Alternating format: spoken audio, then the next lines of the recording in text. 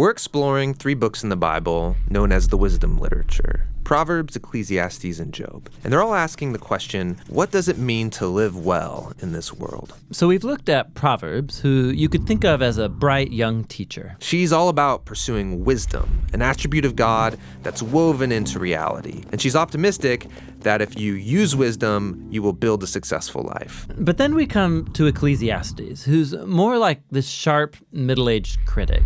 And he says, "You think using wisdom will bring you success.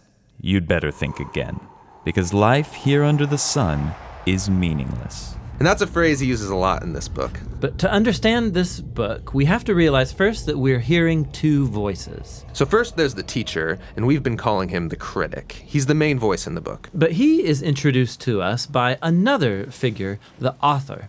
And he's the one who's collected the critic's words, and then at the end of the book summarizes everything and gets the final word. So why does the author want us to hear from the critic? Well, he wants to turn your view of the world upside down, and he's going to let the critic explore 3 really disturbing things about the world. And we should warn you, these are pretty intense. Yeah, so the first is the march of time, or as the critic says, Generations come and generations go, but the earth, it's been here long before us and will be long after. No one remembers people from long ago, and all the people yet to come, they too will be forgotten by those who come after them.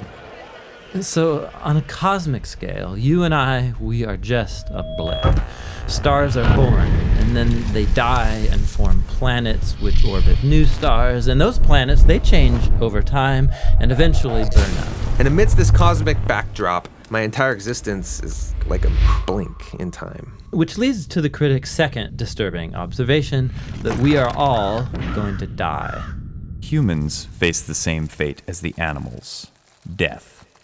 All people, the righteous and the wicked, the good and the bad, those who offer sacrifices to God and those who do not, they all share the same destiny. All this activity and madness, then we all join the dead. Man, this book is depressing. And so is the final disturbing thing for the critic, and that is life's random nature. So in Proverbs, life isn't random. There's a clear cause and effect relationship between doing the right thing and being rewarded. But the fact is that life doesn't always work that way. The critic has observed a glitch in the system. He calls it chance, or in his words, The race doesn't always go to the swift, or the battle to the strong, nor does food always come to the wise, or wealth to the brilliant, or favor to the educated. Time and chance happen to them all. So his point is that you can't really control anything in life. It's just way too unpredictable. So if I want to master life, Then you're setting yourself up for a fall. Now, throughout the book, the critic uses a metaphor to tie together all of these disturbing ideas. Nearly 40 times he says that everything in life is hevel. It's a Hebrew word that means smoke or vapor.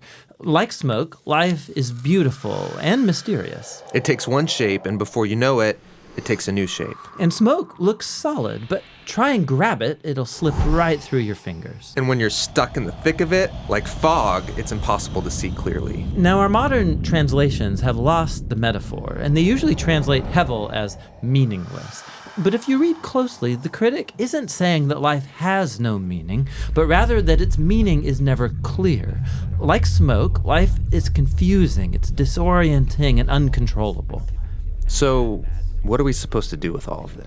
Well, surprisingly, the critic first of all acknowledges the perspective of Proverbs. He says it's a really good idea to learn wisdom and to live in the fear of the Lord. Really? I mean, he just said that doesn't guarantee success. But he knows it's the right thing to do. But secondly, and more often, he says that since you can't control your life, you should stop trying. Learn to hold things with an open hand, because you really only have control over one thing, and that's your attitude towards the present moment. Stop worrying, he says, and choose to enjoy a good conversation with a friend, or the sun on your face, or a good meal with people that you care about. The simple things in life. Yes, and both the good things and the bad, because both are rich gifts from God. And that's the surprising wisdom of Ecclesiastes. Listening to the critic is painful and can lead you into some dark places. And that's why the author speaks up at the end of the book. He doesn't want you to lose hope.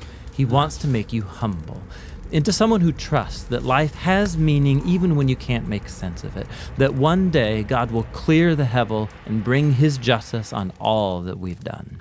And so he tells us that the proper response to all of this is to fear the Lord and keep his commandments. And that's the book of Ecclesiastes. Now, there's one more voice in the Bible's wisdom literature, and that's the book of Job.